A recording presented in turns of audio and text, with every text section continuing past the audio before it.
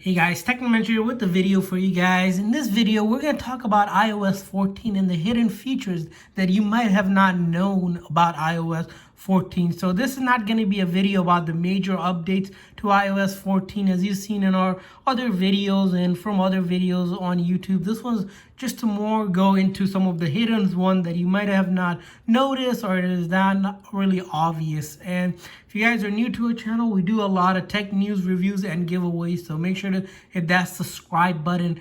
And also, if you guys are looking to buy a cheap phone, check out the link that we'll leave in the description section. We can get some really good deals on pre-owned devices from eBay and Amazon right now. So let's go ahead and start this video for you guys. So if you guys haven't downloaded iOS 14, go ahead and download iOS 14 so you guys can see this. So the first one I want to mention is around this whole concept of being able to hide apps. So sometimes, you have a lot of apps, and some apps you might want to hide from just general visibility from anyone. If you give someone a phone to look through some stuff, you might want to just hide this app, and you can do this pretty much really easily. To do this, what you want to do is, first thing you want to do is get into the edit mode for your home screen. Once you get into the edit mode, is then you're going to want to do is click on this navigation here, and then you see all the layout to edit your page. And to take out a page, simply unselect it. And once you unselect it and hit done, that will not show up anymore onto the general view. So as you can see, those apps are not there, and that app page is not there anymore.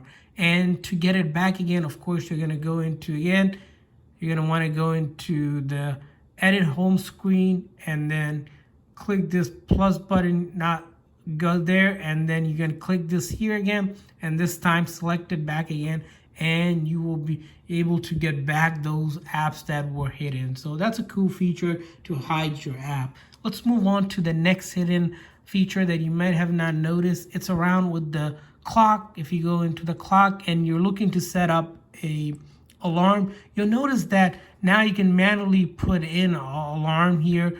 And it used to be a scroll navigation. Well, the scroll navigation is actually there. If you click on it, you're able to kind of scroll still, but it's now a little bit more compact, which, sometimes might have not been obvious to someone.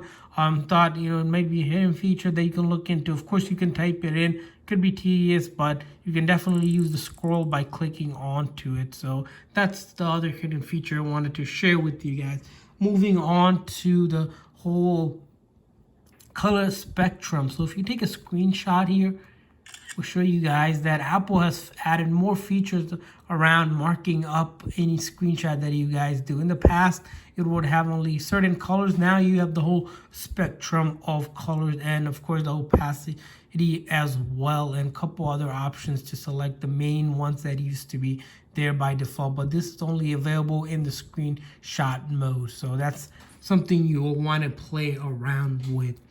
And then moving on to the next hidden feature update is this whole concept of being able to go ahead and set a default browser besides the Safari one. Of course, Safari is pretty good now that it is updated with the latest updates to Safari, or some of the JavaScript feature would make it much faster. But if you prefer some other browsing app like Google Chrome, which might be of use, you can simply go now into settings, and once you're in settings, you're going to want to go ahead and find Google Chrome, of course. So as you can see, we found Chrome, and you'll notice this feature called default browser app. You're able to change it based on what other app you have. For example, I have Safari, but if you had Firefox or any other one that you want, the default one, so that once you click on a link, it will open it up in either or whatever you selected. So that's another hidden feature that if you guys want to see. Another hidden feature is around the photo app. So as you can see in the photo app, you might have this whole feature where there's hidden pictures, right? But it's still there. It's not quite hidden. Well, to make it really hidden is that you can actually now kind of turn off the feature or enable this feature where this hidden is completely gone. And to do that, you simply would go into settings, and this time in settings, you're going to want to locate your Photos app, and then in the Photo app, you'll notice this feature now that says Hidden Album. If you untoggle that, it will completely remove the hidden file from your Albums app. So if you were to give someone a phone, a way to look at the, your pictures and whatnot, they will not be able to see that. And then to turn it back on, you're going to want to toggle that on. So that's another neat feature. Moving on to next hidden feature is this whole concept of being able to stack these widgets. So these widgets are pretty big, but you might want to kind of go ahead and stack them on top of each other. To do that, simply like you would do with the icon, is just put one on top of another one, and now you have stacked your widgets. And you can, I believe, do up to 10 at one level of stacking, which could be cool depending on how you utilize them.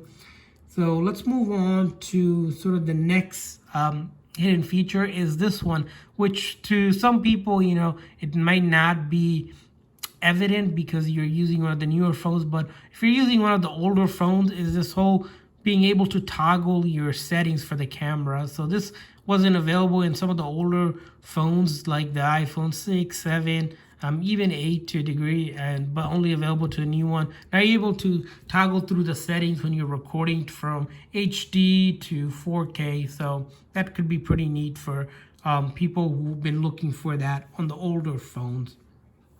Moving on to the next feature update is around privacy. With any new updates, Apple's always looking to improve their privacy posture, and that comes to where if you go into location services now and look at applications that are using your location, for example, ESPN, right? This feature comes in play where precise location can be now turned off from your app. So instead of whenever you share your location in the past, iOS, it would give them the exact coordinates of where you are by giving them the precise location. But if you toggle that off now, it won't know your exact location. For some application, it makes sense to, for example, map, right? You may want to give precise application, but for example, ESPN app, might not need your precise application. Even camera might not need it. So those are the things you might want to take off. So that's a good thing that Apple has done,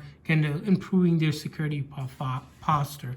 Moving on to the next hidden feature is going to be in your accessibility. If you go into accessibility, you're going to notice that in the touch feature, there's a new feature called back tap. So this has been added. What back tap is that it allows anyone to either double tap or triple tap the back side of the iPhone here. So I have iPhone 10 here. I'm able to back tap to activate these features that are evident here. As you can see here, you have some ones around the system, and then you have some around accessibility, of course, and then scrolling gestures as well. So if we say we wanted to lock the screen by double tapping, so if we do a double tap on the back, it's locking the screen for us. Pretty neat feature.